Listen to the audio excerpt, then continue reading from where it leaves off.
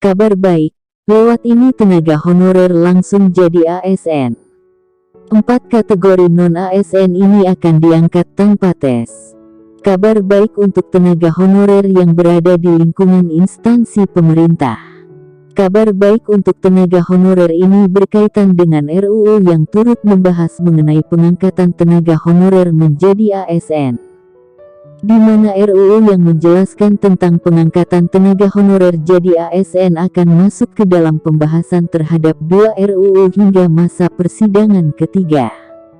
Adanya kabar baik untuk tenaga honorer tersebut disampaikan oleh Puan Maharani, Ketua DPR RI, pada saat rapat paripurna DPR RI ke-10 pada Kamis, tanggal 17 November tahun 2022. Persetujuan perpanjangan waktu pembahasan terhadap 1 rancangan undang-undang tentang perubahan atas Undang-Undang Nomor 5 Tahun 2014 tentang Aparatur Sipil Negara, kata Puan, pada saat rapat paripurna, Nusantara II, DPR RI, Senayan, Jakarta, Kamis, tanggal 17 November tahun 2022 lalu. Lebih lanjut di dalam isi RUU tersebut menjelaskan mengenai tenaga honorer yang telah mengabdi lama atau masa kerjanya telah bertahun-tahun akan mendapatkan peluang yang lebih besar. Di mana pada pasal 131A yang menyebutkan bahwa tenaga honorer, pegawai tidak tetap, pegawai tetap non-PNS, dan tenaga kontrak yang bekerja terus-menerus dan diangkat berdasarkan surat keputusan yang dikeluarkan sampai dengan tanggal 15 Januari tahun 2014. Maka bagi yang bersangkutan wajib diangkat menjadi PNS secara langsung dengan mempertimbangkan batasan usia pensiun. Tentunya hal ini menjadi salah satu hal yang dinanti-nantikan oleh non-ASN yang sudah lama mengabdi pada negara.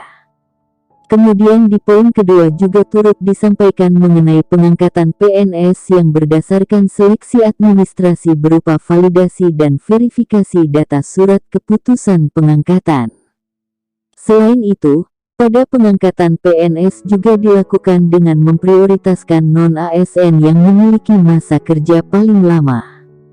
Bahkan juga pada bidang fungsional, pelayanan publik, administratif, kesehatan, pendidikan, pertanian, dan penelitian.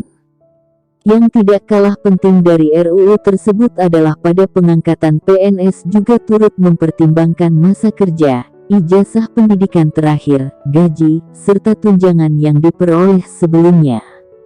Apabila RUU ini disahkan, nantinya tenaga honorer, pegawai tetap non-PNS, pegawai tidak tetap, dan tenaga kontrak akan diangkat menjadi PNS oleh pemerintah pusat. Seperti diketahui pada bulan Oktober lalu, telah dilakukan pendataan non-ASN yang ada di lingkungan instansi pemerintah. Selain itu juga telah dilakukan uji publik yang menghasilkan data-data antara tenaga honorer yang menyampaikan SPTJM maupun yang tidak. Pada data-data tersebut terdapat beberapa kategori non-ASN seperti guru, tenaga kesehatan, administrasi, dan lain sebagainya. Dalam hal ini, untuk pengangkatan non-ASN di tahun 2022 ini hanya dibuka untuk merekrut sebagai ASN PPPK bukan PNS.